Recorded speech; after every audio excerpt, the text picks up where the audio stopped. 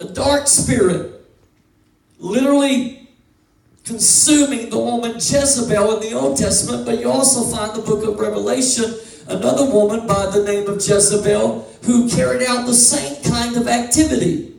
You'll read about this in the book of Revelation.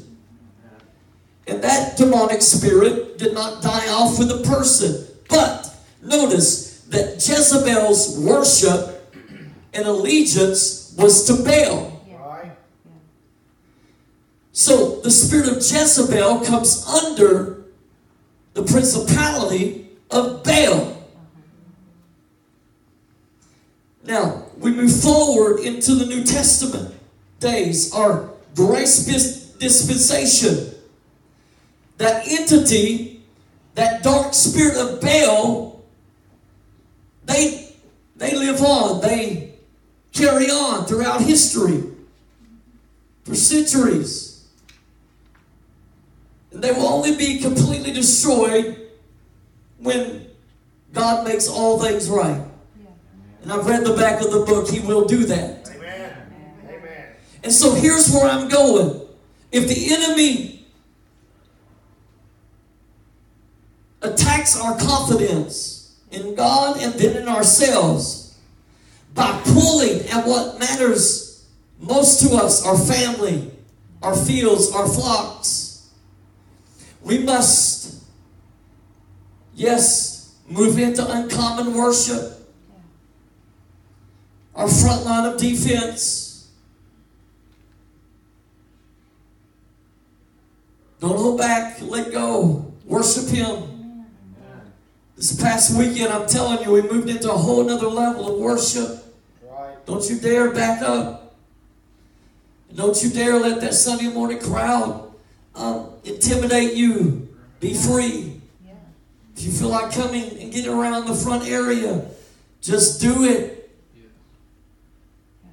I'm not saying you have to do that to be free, but get free in worship.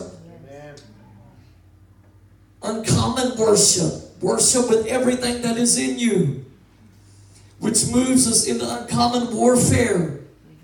And as we move into uncommon warfare to stand against the powers of hell, the spiritual entities that work under the principality of Baal that are attacking our family, our fields, and our flocks, as we stand against them in confidence, first in God and then in our own authority, we begin to take back our family, our fields, and our flocks. I'm telling you tonight that the enemy has been robbing us of our family, our fields, and our flocks long enough. And it is time that we stand up in uncommon warfare against the spiritual entity, dark spirit of Baal, and the lower ranking spirits that work under that principality, and say, no more. You will not destroy my family. You will not destroy my most basic needs, and you will not hold back the wealth, the inheritance of God for my life, my family,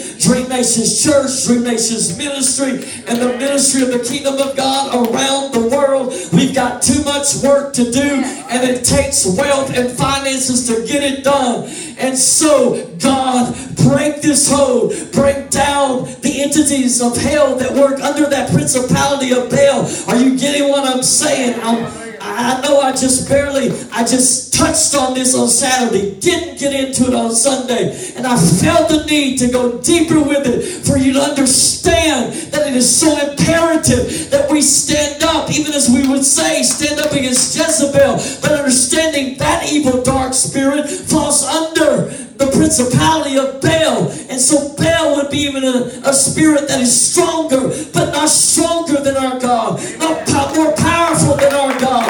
And those of us, we have God on the inside of us. We don't have to step back and say, because this is what Baal did to the children of Israel. He said, no. You're telling these people that I've been convincing that it's Jehovah. I'm going to fight you. And he fought them, not only in interracial marriage, but to attack their family, their fields, and their flocks. Right. Amen. Yeah. And so for God just to finally show the children of Israel, it's not Baal, Because they're still worshiping Baal, but Right. you're going to have 3.5 years of drought. That's right. Yep, no rain. I'm the source. He's not. You're worshiping him. I'm going to show you. Good. That's right. And so they went into drought, no rain. Until the day that God loosed Prophet Elijah, you know the story, to confront, to bring the children of Israel to a place of decision. Who are you going to serve? Right. I call the prophets of Baal to a challenge. You go first. All day long, they worship Baal. They cut themselves. They bleed. They do all these satanic rituals. And nothing.